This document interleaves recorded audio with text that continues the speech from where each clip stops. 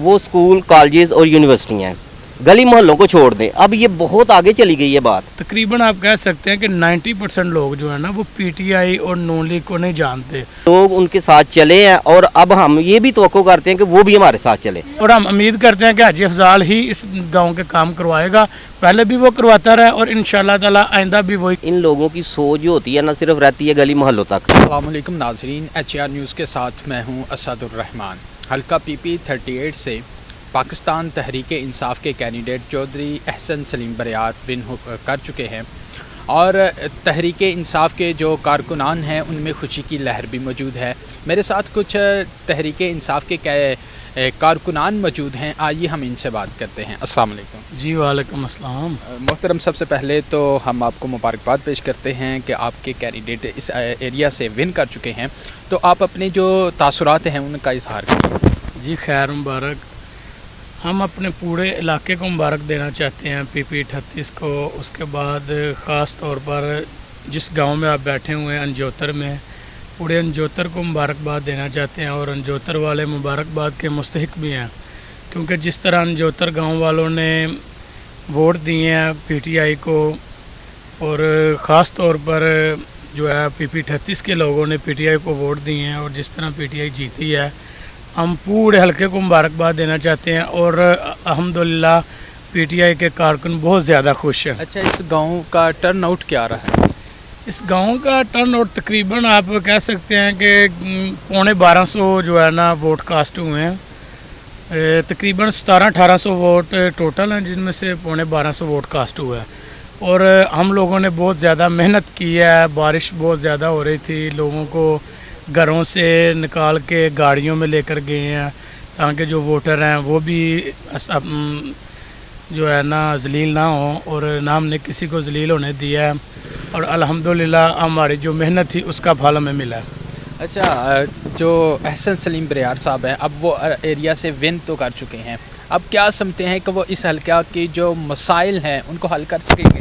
जी इंशाल्लाह ज़रूर। उनका लाहे अमल भी यही है। उन्होंने हमसे जो वादे किए हैं वो यही वादे किए हैं कि इस इलाके की तरक्की होगी। इस इलाके के जो काम नहीं थे हो रहे वो इंशाल्लाह सब काम होंगे इंशाल्लाह। ठीक है जी। मोहतरम, मैं आपसे अब पूछना ये चाहता हूँ कि आप बताइए कि आपके इस एरिया से तो तहरीक इंसाफ विन हो चुकी, हम देख रहे हैं हल्का PP 30 से भी तहरीक इंसाफ, इसके बाद जो कश्मीर का इलेक्शन हुआ है वहाँ से भी तहरीक इंसाफ विन कर चुकी है। आप क्या समझते हैं कि तहरीक इंसाफ क्या कोई तब्दीली लेके आई है कि जिसकी वजह से इस तरह के रिज़ल्ट मिल रहे हैं PTI को? बिस्मिल्लाहिर्रहमानिर्रहीम। सबसे पहले तो मैं अहसन साहब को मुबारकबाद पेश करता हूँ कि उन्होंने एक अनबिलीव विक्ट्री हासिल की है जो कि नामुमकिन नज़र आ रही थी। दूसरी चीज़ ये है कि जितने भी सियालकोट के अलावा ये पूरी दुनिया में जितने भी PTI के कारकुन हैं सब मुस्तहिक के हकदार हैं। और इस बात को मद्देनज़र रखते हुए एक चीज़ तो नज़र आ रही है कि अब अहसन साहब को ये जो नून लीग की शिकस्त है ना उसको सामने रखकर सबक लेना चाहिए कि उनको शिकस्त क्यों हुई है कि उन्होंने लोगों के काम नहीं किए। अब लोगों की तवक्कुआ जो है बहुत ज़्यादा हाई लेवल पे चली गई है। एक तो वो यंग नस्ल है, यंग खून है, और दूसरा वो बढ़ चढ़ के इन कामों में हिस्सा लेना चाहता है। और जो उन्होंने विन किया है ना वो इस चीज़ को नज़र आ रहा है कि वो आगे जाके इन लोगों के कामों को वो अच्छे तरीके से अंजाम देंगे। और दूसरी चीज़ जो नून लीग की शिकस्त है वो उनका जो हाई लेवल पे जो उनके फैसले हैं ना उनकी वजह से मेरे ख्याल से उनको ना दर पे दर शिकस्त हो रही है। हम देख रहे हैं ये जो एरिया है PP 38 है, ये 2018 में नून लीग ने विन किया था और उन्होंने अच्छी अक्सरियत के साथ विन किया था, लेकिन अब उनको शिकस्त हुई है तकरीबन 7000 वोट या जितने हैं। मतलब इसकी बेसिक जो वजह है इस एरिया में, क्योंकि आप इस हल्का से बिलोंग करते हैं, तो क्या वजह समझते हैं वरियो ख़ानदान में क्या गलतियां थी जिसकी वजह से उन्हें इस का सामना? नहीं, वो उन्होंने ना अपने नाम को कैश कराने की कोशिश की थी। अगर वो काम करवाते तो मे बी ये शिकस्त ना होती। उनको पता था कि एक हमारा बहुत बड़ा नाम है, बहुत बड़ा ख़ानदान है, हमने नाम के साथ विन करना है। तो ये अब यंग नस्ल है, ये नाम के साथ तो विन करवा नहीं सकते। काम होंगे तो विक्ट्री होगी, काम होंगे तो वोट होगा। तो जैसे कि अहसन साहब अब नई क़यादत है तो उन्होंने बहुत ज़्यादा लोगों के काम किए भी हैं और उनके इरादे भी हैं। तो लोगों ने जब उनकी सोच को देखा है तो लोग उनके साथ चले हैं और अब हम ये भी तवक्को करते हैं कि वो भी हमारे साथ चले। تو میرے خیال سے یہ جو نون لیگ کی شکست ہے نا، اس کے علاوہ تو مجھے اور کوئی کہانی نظر نہیں آ رہی کہ انہوں نے اپنے نام کو کیش کرانے کی کوشش کی ہے. ٹھیک ہے، الیکشن سے پہلے یا الیکشن میں آپ نے تو تحریک انصاف کے جو کینڈیڈیٹ ہیں ان کا بہت زیادہ ساتھ دیا ہے، آپ نے وہ جو ووٹس ہیں وہ کاسٹ کیے ہیں. اب آپ کیا توقع کرتے ہیں کہ آپ کے گاؤں کے لیے یا آپ لوگوں کے لیے وہ کیا کام کریں؟ دیکھیں جی، ہمارے جو لوگ ہیں نا، یہ گاؤں کے لوگ جو خاص کر کے ہمارا جو بیکورڈ ایریا ہے نا، ان لوگوں کی سوچ جو ہوتی ہے نا صرف رہتی ہے گلی محلوں تک. میرے خیال میں ہمارے لوگوں کو یہ سوچنا چاہیے کہ ہمارے گاؤں میں بچیاں جو ہیں نا وہ پڑھائی نہیں لے رہی. ان کے میٹرک تک کوئی سکول ہی نہیں ہے ہمارے گاؤں میں، کالج نہیں ہے، یونیورسٹی کی نہیں ہے.